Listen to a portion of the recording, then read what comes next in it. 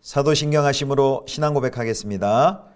전능하사 천지를 만드신 하나님 아버지를 내가 믿사오며 그 외아들 우리 주 예수 그리스도를 믿사오니 이는 성령으로 잉태하사 동정녀 마리아에게 나시고 본디오 빌라도에게 고난을 받으사 십자가에 못 박혀 죽으시고 장사한 지 사흘 만에 죽은 자 가운데서 다시 살아나시며 하늘에 오르사 전능하신 하나님 우편에 앉아 계시다가 저리로서 산자와 죽은 자를 심판하러 오시리라. 성령을 믿사오며 거룩한 공회와 성도가 서로 교통하는 것과 죄를 사하여 주시는 것과 몸이 다시 사는 것과 영원히 사는 것을 믿사옵나이다. 아멘.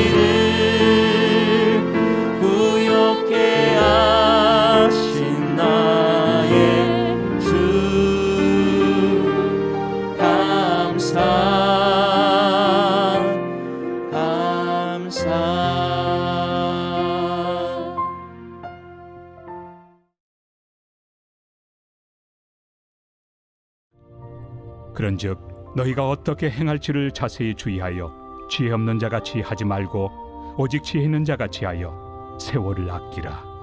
때가 악하니라. 그러므로 어리석은 자가 되지 말고 오직 주의 뜻이 무엇인가 이해하라. 술 취하지 말라. 이는 방탕한 것이니 오직 성령으로 충만함을 받으라. 시와 찬송과 신령한 노래들로 서로 화답하며 너희의 마음으로 주께 노래하며 찬송하며 범사에 우리 주 예수 그리스도의 이름으로 항상 아버지 하나님께 감사하며 그리스도를 경외함으로 피차 복종하라. 성도 여러분, 좋은 아침입니다. 오늘도 하나님의 은혜와 평강이 가득히 넘치는 하루 되시기를 축복합니다.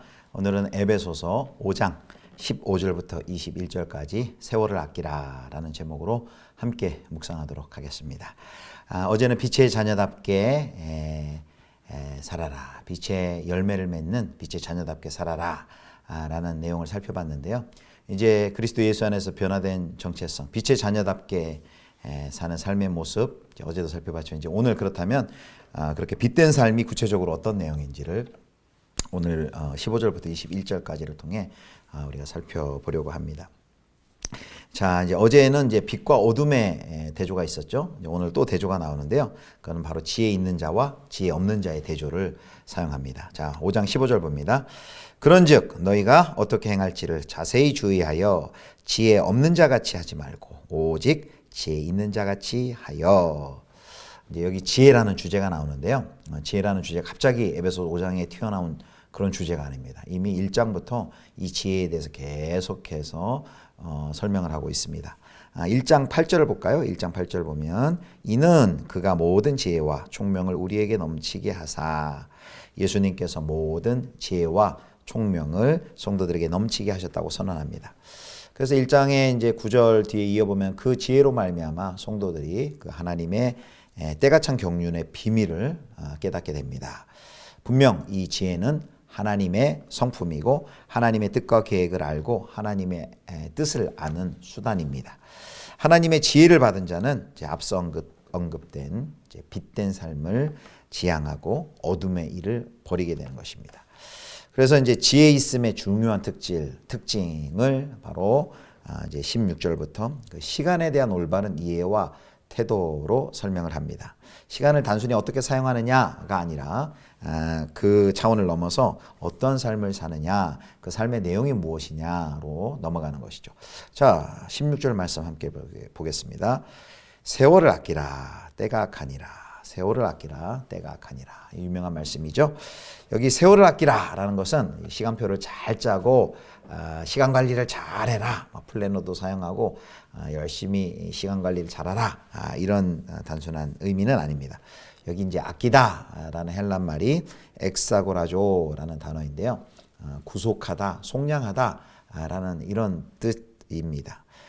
바울은 이 시간을 돈을 주고 구입한 값진 상품이나 무언가에 매여서 해방을 기다리는 대상으로 표현을 합니다. 그러니까 문자적으로 세월을 아끼라 라는 것은 세월을 구속하라, 시간을 구속하라, 시간을 속량하라, 또 시간을 사라, 이런 의미가 있는 것입니다. 그러므로 이제 단순히 부지런하라 라는 뜻이 아니고요. 또 1분 1초를 아껴 열심히 살아라, 그런 뜻이 아닙니다. 아무리 초놈을 아껴서 열심히 살아도 주님의 나라와 의를 위해 살지 않는 시간은 헛된 시간일 뿐이죠. 그래서 여기 세월을 아끼라 라는 것은 우리가 이렇게 이해를 하셔야 합니다. 시간 속에서 주어지는 하나님의 뜻을 성취하는 기회를 놓치지 말고 잘 포착하라 라는 명령입니다. 시간 속에서 주어지는 하나님의 뜻을 성취하는 그 기회를 놓치지 말고 잘 포착하라는 명령입니다. 그래서 이것은 자기의 생애를 최대한 시간을 넘어서 자기의 삶을, 자기의 생애를 최대한 빛의 열매를 맺는 기회로 삼아라 라는 뜻인 거죠. 즉 다시 설명하면 이건 주님의 뜻대로 사는 것, 그리고 어둠의 일에 참여하지 않는 것, 또 악한 시대를 본받지 않는 삶, 이러한 것이 바로 세월을 아끼는 삶이라고 할 수 있습니다. 자, 그렇게 명령하는 이유가 5장 16절에 뒤에 하반절에 보면 때가 악하니라, 세월을 아끼라. 그 이유는 때가 악하니라 라고 말합니다. 이 시대는 이 세대는 지금도 마찬가지지만 때가 악합니다. 공중권세에 잡은 자의 영향력이 지대하게 미치는 우리 예수 그리스도의 초림과 예수님의 재림 사이는 공중권세에 잡은 자의 영향력이 미치는 그 시대입니다. 또 소멸한 구습이 역사하는 작동하는 악한 세대입니다. 그래서 이 때가 악하기 때문에 그리스도인이 바로 거룩하고 선하게 속량하지 못한 시간은 악인들의 소유로 흘러가는 것이죠.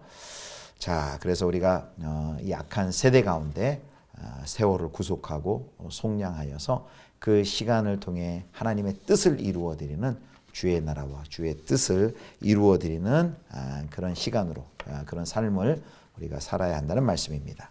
자, 이제 이제 17절 말씀 보겠는데요. 이렇게 시간을 구속하는 이유는 무엇입니까? 시간을 구속하는 어떤 자기의 욕심과 개인의 욕망을 위한 것이 아니라 바로 하나님의 뜻을 위해서입니다. 그러므로 이제 악한 세대를 살아가는 성도에게 가장 중요한 것 중에 하나가 바로 이 하나님의 뜻을 아는 것, 분별하는 것입니다. 자, 17절 말씀 보겠습니다. 그러므로 어리석은 자가 되지 말고 오직 주의 뜻이 무엇인가 이해하라. 주의 뜻이 무엇인가 이해하라. 이 주의 뜻이 무엇인지 이해하는 것, 분별하는 것 너무 중요하죠. 그래서 이제 앞서서 이제 바울은 이제 지혜 있는 자, 지혜 없는 자 그 대조를 사용했는데요. 여기서 이제 어리석은 자의 대조를 또 사용합니다. 어리석은 자, 또 그 반대를 대조합니다. 어리석은 자의 그런 반대는 무엇일까요? 바로 주의 뜻이 무엇인가를 이해하는 하나님의 뜻을 이해하는 자라고 할 수 있습니다. 어리석은 자는 그 시간을 자기 뜻대로 사용하기 때문에 자기의 목적에 따라 사용하기 때문에 제대로 살 수가 없습니다. 그러나 빛의 자녀들은 주님이 기뻐하신 하나님의 뜻이 무엇인지를 분별하고 그리고 시간을 그 하나님의 뜻에 맞게 사용하는 지혜가 있는 것이죠. 바로 지혜 있는 자는 하나님의 뜻을 아는 자이고 시간을 하나님의 뜻에 맞게 사용하는 자라고 할 수 있습니다. 자, 이제 그 다음 또 대조가 또 하나 나오는데요. 이번에는 이제 술 취함과 성령 충만함의 대조입니다. 앞에 이제 빛과 어둠의 대조, 지혜 있는 자와 지혜 없는 자의 그런 대조, 또 어리석은 자, 또 하나님의 뜻을 아는 자 이런 대조가 계속 진행되는데요. 이제 마지막 대조가 술 취함과 성령 충만함입니다. 자, 5장 18절 유명한 말씀이죠. 18절 같이 읽습니다. 술 취하지 말라. 이는 방탕한 것이니 오직 성령으로 충만함을 받으라. 아멘. 자, 술 취함은 어리석은 삶의 대표적인 표현입니다. 그리고 어둠에 속한 방탕한 삶을 묘사합니다. 그와 반대 대조되는 것은 성령 충만한 삶입니다. 바로 성령으로 충만한 삶은 지혜로운 삶이죠. 바로 술 취함의 삶, 성령 충만한 이 삶을 대조하고 있습니다. 근데 술이나 또 성령 충만함이나 공통점이 있어요. 그건 뭐냐면 다스리고 지배하고 통제한다는 특징입니다. 그래서 무엇이 그의 영혼과 그의 육체를 지배하느냐 이의 문제를 지금 언급하고 있는 것이죠. 술에 취하면요, 술이 중추신경을 장악해서 술이 사람을 통제하고 지배하고 다스립니다. 술이 내 안에 충만하여 술에 의해서 그리고 욕망에 의해서 세상의 풍조에 의해서 이끌리게 되는 것이죠. 그래서 술 취하면 어떤 의미 있는 하나님의 뜻을 분별하지도 못하고 하나님의 뜻을 알지도 못하고 그래서 어떤 의미 있는 시간도 살 수 없는 바로 어리석은 삶이 여기 술 취함입니다. 반면 그렇다면 성령 충만한 삶은 어떤 삶일까요? 바로 성령의 감동과 조명과 성령의 인도와 통제를 이끄심을 따라갈 때 바로 그런 삶이 빛의 삶이고 세월을 아끼는 삶이고 그리고 지혜로운 삶이 됩니다. 그러므로 결정을 해야 되는 것이죠. 바로 술 취함으로 표현되는 공중권세 잡은 자의 통치 아래 방탕하고 시간을 낭비하며 방임하며 살 것인가 아니면 성령의 지배 아래 성령의 통제 아래 성령의 인도하심 아래에 살아갈 것인가 우리는 결단해야만 합니다. 자, 이제 마지막 19절부터 21절에 보면 이제 성령으로 충만한 삶의 특징이 나옵니다. 성령 충만한 삶은 어떤 모습일까요? 우리 성령 충만하면 되게 이제 어떤 막 신비적인 그런 체험을 설명하는데 이 성령 충만한 삶의 특징에 대한 성경의 묘사를 한번 보겠습니다. 여기 이제 19절부터 21절까지 보면 이제 5개의 묘사하는 성령 충만한 삶의 특징을 알 수 있는 5개 이제 묘사, 분사가 나옵니다. 그래서 이제 이 5개를 이제 거꾸로 해석하는 해석도 있어요. 이 5개를 수단 삼아서 이렇게 5개를 이루면 반대로 성령 충만해진다라고 이렇게 해석도 있는데 저희는 그냥 성령 충만한 삶이 바로 이 5개의 모습으로 나온다. 이렇게 해석하면 더 자연스러울 것 같습니다. 자, 그럼 보겠습니다. 5개인데요. 첫 번째, 19절입니다. 첫 번째 성령 충만한 사람의 특징 19절 있습니다. 시와 찬송과 신령한 노래들로 서로 화답하며 너희의 마음으로 주께 노래하며 찬송하며. 자, 여기 이제 전반절에 바로 이제 첫 번째 분사 화답하며가 여기 있습니다. 그래서 시와 찬송과 신령한 노래들로 서로 화답한다. 지금 성도들이 그 공동체 안에서 하나님을 예배하는 그 모습을 이렇게 묘사하고 있습니다. 그래서 여기 이제 성령 충만의 모습은 어떤 개인의 어떤 모습보다는 이렇게 공동체에서 더욱 풍성하게 경험되는 것임을 이렇게 설명을 하고 있습니다. 그래서 성도들이 이 공동체 안에서 역사하시는 그 하나님을 노래하는 그 모습, 하나님을 예배하고 찬양하고 노래하는 그 모습이 바로 성령 충만한 사람의 모습 특징입니다. 자, 두 번째는 19절 하반절에 이제 두 번째, 세 번째 분사는 이어져 있습니다. 두 번째 분사가 이거예요. 노래하며, 그러니까 두 번째 분사고, 세 번째 분사는 바로 찬송하며입니다. 여기 이제 노래하며 찬송하면, 아니 앞에도 방금 뭐 신령한 노래들로 서로 화답하며 있는데 그것과 뭐가 다르냐라는 질문이 생길 수 있죠. 그런데 앞에 묘사는 공동체 안에서의 공동체 예배와 찬양이라면 뒤에는 너희의 마음으로 그랬습니다. 이것은 개인적인 차원의 개인의 삶의 자리에서 드리는 노래와 찬송입니다. 그것이 성도에 마땅히 할 바라는 거죠. 그렇죠. 우리는 이렇게 주일에 또 공동체로 수요일에 함께 모여서 공동체로 하나님을 노래하고 찬양하고 예배하지만 또 우리의 삶 속에서 개인적으로 우리의 마음으로 개인으로 하나님께 예배하고 하나님께 노래하고 찬송합니다. 성령 충만한 자의 특징입니다. 자, 그렇다면 이제 네 번째는 뭘까요? 네 번째는 자 20절 말씀 봅니다. 우리 주 예수 그리스도의 이름으로 항상 아버지 하나님께 감사하며. 여기 감사하며가 바로 네 번째 분사입니다. 범사에 감사하는 것. 왜 감사합니까? 예수 그리스도 안에서 하나님께서 행하신 그 모든 일을 감사하는 것이죠. 여기 그래서 이제 이런 표현이 있죠. 범사에 모든 일에 또 항상 이런 표현이 있습니다. 범사에 항상. 그래서 이제 이 범사에 항상이라는 것은 우리가 예배 때뿐만 아니라 어떤 이제 우리의 어떤 종교적인 모습 예배 때 하고 기도하는 그때 찬양하는 그때뿐만 아니라 범사라는 것은 우리 일상생활의 모든 상황이죠. 그런 모든 상황 속에서 삶의 어떤 자리에서도 어떤 형편에서든지 하나님께 감사하는 삶, 이게 바로 성령 충만한 자의 특징입니다. 자, 이제 마지막으로 이제 마지막에 나오는 그 모습은 마지막 21절입니다. 그리스도를 경외함으로 피차 복종하라. 바로 피차 복종하는 삶입니다. 이것이 성령 충만한 사람의 특징, 그 모습이죠. 자, 겸손하게 지체를 섬기고 한 사람이 한 사람에게 복종하는 게 서로 상호 복종하는 관계로 나아갑니다. 야, 이런 관계가 어떤 상황 속에서 어떤 관계 속에 이루어질까요? 바로 여호와를 경외하는 공동체 안에서만 이렇게 서로 복종하고 상호 복종이 가능해집니다. 그래서 서로 이렇게 상호 복종하는 것은 결국 상호 복종을 통해 무엇을 이루려 하기 위함입니까? 그리스도의 몸을 하나로 온전히 세우기 위함입니다. 자, 여기 이제 성령 충만한 모습을 정리하자면 어떤 신비스러운 체험, 그런 경험, 이것을 말하는 것이 아니라 하나님을 찬송하고 또 모든 일에 감사하고 그리고 서로 복종하는 이런 모습으로 사도 바울이 성령 충만한 그 사람의 모습을 특징을 설명하고 있습니다. 정리하겠습니다. 이제 오늘 우리는 세월을 아끼라라는 그런 교훈을 들었습니다. 세월을 구속하고 또 시간을 우리가 사야 됩니다. 무엇을 위해서요? 바로 주의 나라와 주의 의를 위하여 하나님의 뜻을 이루기 위하여서. 그래서 시간 속에서 주어지는 그 많은 기회들을 하나님의 뜻을 이루기 위한 그 기회로 놓치지 말라 하는 이 말씀 꼭 기억하시길 바랍니다. 그리고 술 취하지 말고 성령 충만함을 받으라. 우리가 누구의 통제를 받을 것인가? 하나님의 성령께서 우리를 통제하고 우리를 다스리시고 우리를 인도하심으로써 우리의 삶을 통해 하나님께 영광 돌리는 하나님을 찬송하고 예배하고 또 하나님께 감사하고 그리고 공동체 안에서 서로에게 복종하는 그런 성령 충만한 삶을 사시는 빛의 자녀들 다 되실 수 있기를 주님의 이름으로 축원합니다. 기도하겠습니다. 하나님 아버지, 세대가 악합니다. 이런 악한 세대 속에서 세월을 아끼고 하나님의 뜻이 무엇인지를 분별할 수 있는 지혜를 주시사 우리에게 주시는 모든 시간과 또 기회 속에서 하나님의 뜻을 온전히 이루어드리는 저희들 되게 하여 주옵소서. 술 취하지 않고 술 취하지 말고 성령으로 충만함을 받게 하여 주옵소서.